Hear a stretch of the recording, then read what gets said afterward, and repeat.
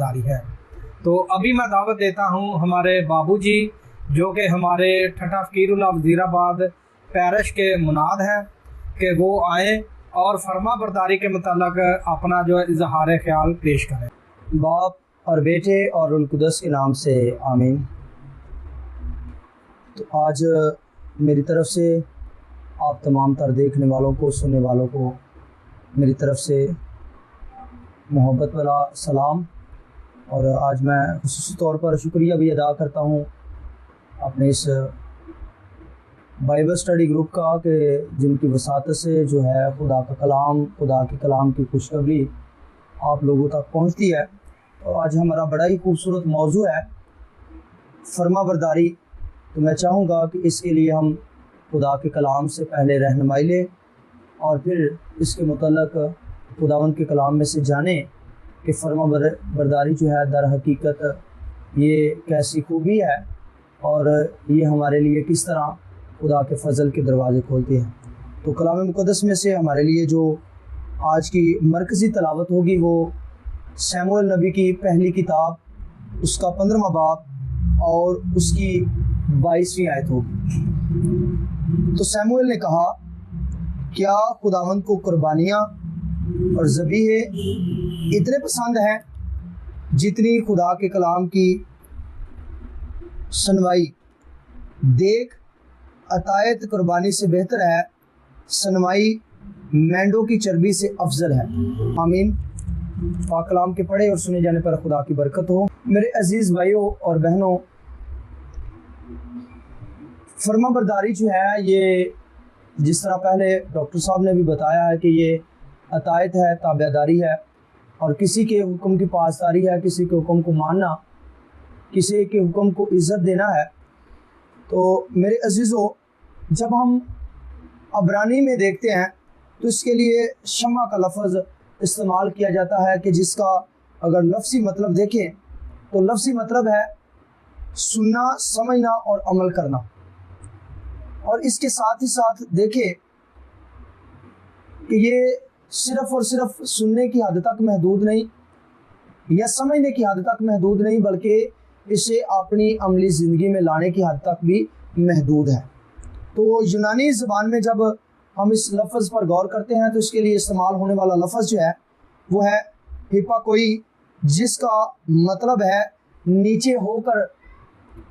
सुनना, यानी कि नीचे खड़े होकर सुनना, यानी आजिज़ी से सुनना, कि किसी के हुक्म को बेहतर तौर पर समझते हुए इज़्ज़त देना। अगर हम बाइबल मुक़द्दस में इसके बारे में जानने की कोशिश करें तो खरूज की किताब का 19वां बाब इस हवाले से हमारी रहनुमाई करता है। उसकी 5वीं आयत है, अब अगर तुम मेरे हुक्मों की फरमा बरदारी करोगे और मेरे अहद को मानोगे तो सब कौमों में तुम खास कर मेरे होगे, हालांकि सब ज़मीन मेरी है। यानी कि इसकी फजीलत जो है या इसका फ़ज़ल इतना बड़ा है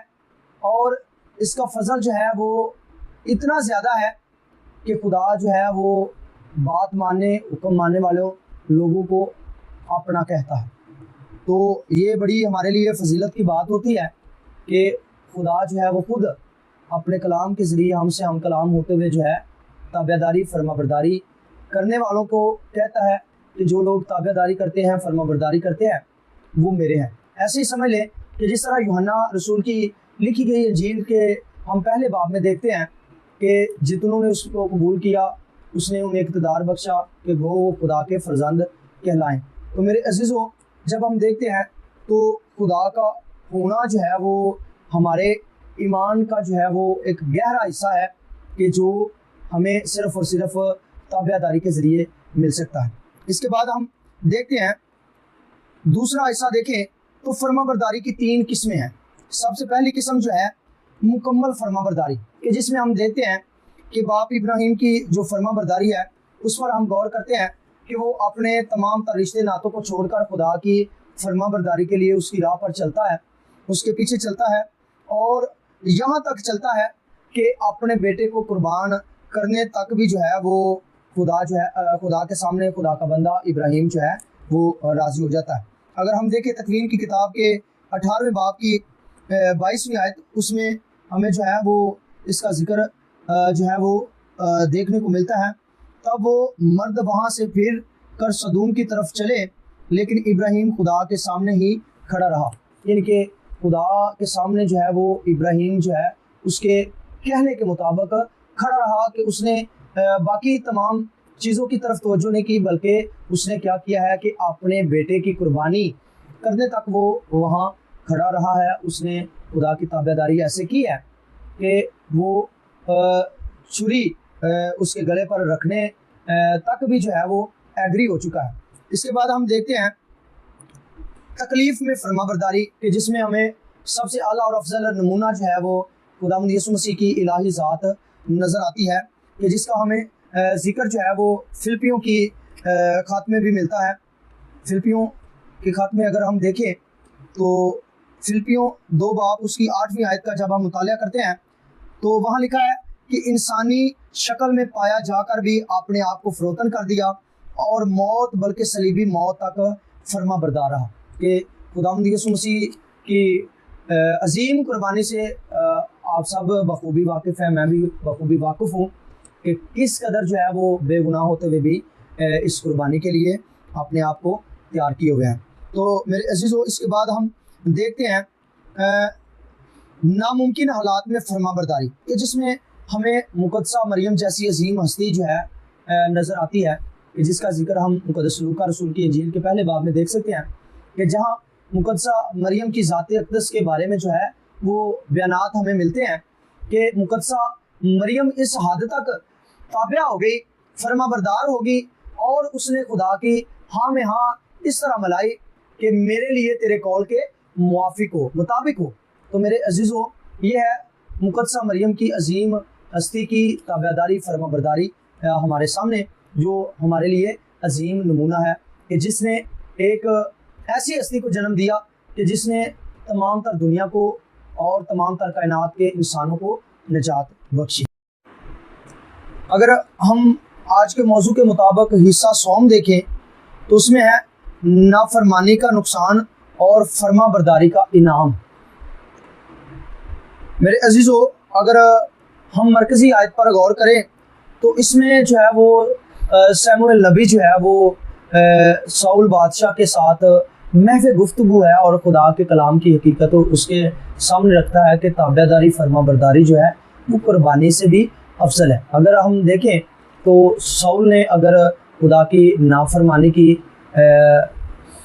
ताबेदारी नहीं की और क्या किया है कि खुदा ने सब जानवरों को, उस इलाके के तमाम तर लोगों को जो है वो कत्ल करने के बारे में हुक्म दिया, लेकिन उसने कुछ चीज़ें ख़ास तौर पर जानवर सेव किए कि मैं इनको खुदा की हैकल में नज़र चढ़ाऊँगा। तो वहाँ सैमुएल नबी जो है वो उससे जब खुदा के कलाम की हकीकत को बयान करते हैं तो वहाँ हमें ये जिक्र मिलता है कि खुदा का अख्तियार जो है वो फ़ौरन ही उसे ले लिया जाता है, कि इस कदर जो है नाफरमानी का गहरा नुकसान है। तो इसी तरह मेरे अजीज़ भाई बहनों, अगर हम देखें फर्मा बरदारी के अनामात, तो अनामात में जो है वो सबसे पहले हमें जो है वो खुदा की हजूरी मिलती है, कि जिसका जिक्र जो है वो हमें यूहन्ना रसूल की अंजील के 14वें बाब की 23वीं आयत में हमें जो है वो जिक्र मिलता है। हम देखेंगे यूहन्ना की अंजील के 14वें बाब की 23वीं आयत, तो वहाँ लिखा है कि यीशु मसीह ने जवाब में उससे कहा कि अगर कोई मुझे प्यार करता है तो वो मेरे कलाम पर अमल करेगा और मेरा बाप भी उसे प्यार करेगा और हम उसके पास आएंगे और उसके यहाँ अपना मुकाम करेंगे। तो मेरे अजीज़ों, कहने का मतलब ये है, इस आयत का जो मायने और मफहूम है कि खुदा के साथ हमें जो है वो हकीकी रफ़ाकत मिलती है, हमारे घर में खुदा जो है वो मुकाम करता है। कि जिस तरह एक ईमानदार शख्स ये बात पर ईमान रखता है कि खुदा अगर ईमान रखने वाले की तरफ तवज्जो करता है तो खुदा जो है वो इस तवज्जो का जवाब इस तरह देता है कि तुम्हारा दिल खुदा की हैकल है, यानी कि मौजूदगी की जगह। फिर दूसरा इनाम जो हमें मिलता है वो है दुआ की कबूलियत, कि जिसका जिक्र हमें जो है वो मिलता है मुक़द्दस यूहन्ना रसूल के पहले खत के 3 बाब की जो 22वीं आयत है, उसमें हमें जो है वो इसका जिक्र मिलता है। अगर हम देखें, और जो कुछ हम मांगें उससे पाएंगे, क्योंकि हम उसके हुक्मों को मानते और जो कुछ उसे पसंद आता है बजा लाते हैं। यानी खुदा के जब हम हुक्मों की पासदारी करते हैं, ताबेदारी करते हैं, तो खुदा यकीनन हमें वो सब कुछ देता है जो हम उससे मांगते हैं। और मांगने के लिए जो है ईमानदार दुआ का सिलसिला जो है उसके ज़रिए जो है खुदा से नेमतें और बरकतें मांगता है। और ये है दुआ की कबूलियत के बारे में। इसके बाद हमें अगर हम देखें तो हमें मजबूत ज़िंदगी मिलती है। मजबूत ज़िंदगी ये कोई आम ज़िंदगी नहीं, बल्कि एक ख़ास ज़िंदगी जो है वो अहले ईमान को, ताबेदार शख्स को मिलती है। कि अगर हम इसके बारे में जानने की कोशिश करें तो मुक़द्दस मत्ती रसूल की अंजील के 7वें बाब की 24वीं आयत का जब हम मुताला करते हैं तो इसमें हमें जो है वो मजबूत ज़िंदगी का जो है ज़िक्र मिलता है। हम हवाला कोड करेंगे, बस जो कोई मेरी ये बातें सुनता और उन पर अमल करता है वो उस अक्लमंद आदमी की मानिंद ठहरेगा जिसने चट्टान पर अपना घर बनाया और मींह बरसा और सैलाब आया और आंधियाँ चली और उस घर से टकराई मगर ना गिरा, क्योंकि उसकी बुनियाद चट्टान पर रखी गई थी। तो मेरे अजीज़ भाई बहनों, ये है फर्माबरदारी की खूबियाँ और फर्माबरदारी के अनामात। तो मेरे अजीज़ों, जो भी हमने आज फर्माबरदारी के मौजू से सीखा है, हमने अपनी ज़िंदगी में एक लाए अमल लाना है कि हमने हर रोज़ जब भी खुदा से वक्त निकाल के दुआ करनी है, खुदा के कलाम को जानना है, तो हमने अपनी ज़िंदगी में ये ज़रूर सोचना है कि आया हम खुदा के ताबेदार हैं, खुदा की फर्माबरदारी कर रहे हैं या नहीं कर रहे। हमने अपनी ज़िंदगी के छोटे छोटे अमलों में देखना है कि हमारी ज़िंदगी में अगर हमारी ज़िंदगी के अमाल में ये फर्माबरदारी के छोटे छोटे नुक्ते नहीं नज़र आते, तो हमने कोशिश करनी है कि ये नुक्ते जो हैं वो हमारी ज़िंदगी का ज़रूर हिस्सा बने और हम हमेशा खुदा के ताबेदार फर्माबरदार रहें, ताकि हम अजीम कुर्बानियों से भी बढ़कर जो है ताबेदारी की अजीम कुर्बानी खुदा की नज़र करके मकबूलियत पा सकें। मसीह हमारे खुदावंद के वसीला से आमीन। जी, ये थे हमारे बाबू एरक साहब, जो कि हमारे पैरिश ठट्ठा फ़कीरुल्लाह वज़ीराबाद के मुनाद हैं। तो बहुत ही खूबसूरत अल्फाजों से उन्होंने हमारे साथ का कलाम मुक़द्दस को शेयर किया कि हकीकी फर्माबरदारी है क्या। तो फर्माबरदारी के मतलब उन्होंने काफ़ी सारी मालूमात हमसे शेयर की है। तो हमारे लिए ये अजर खुदावंद यीशु मसीह की तरफ से ये बहुत अहम है कि जब उन्होंने यूहन्ना की अंजील की मार्फत ये हमसे वादा किया कि अगर हम खुदा के साथ वफ़ादारी से रहेंगे, फर्माबरदारी से रहेंगे, उनके हुक्मों पर अमल करेंगे, तो खुदावंद यीशु मसीह फरमाते हैं कि मैं और बाप आएंगे और तुम्हारे घर में सुकूनत करेंगे, बल्कि तुम्हारे साथ खाना खाएंगे।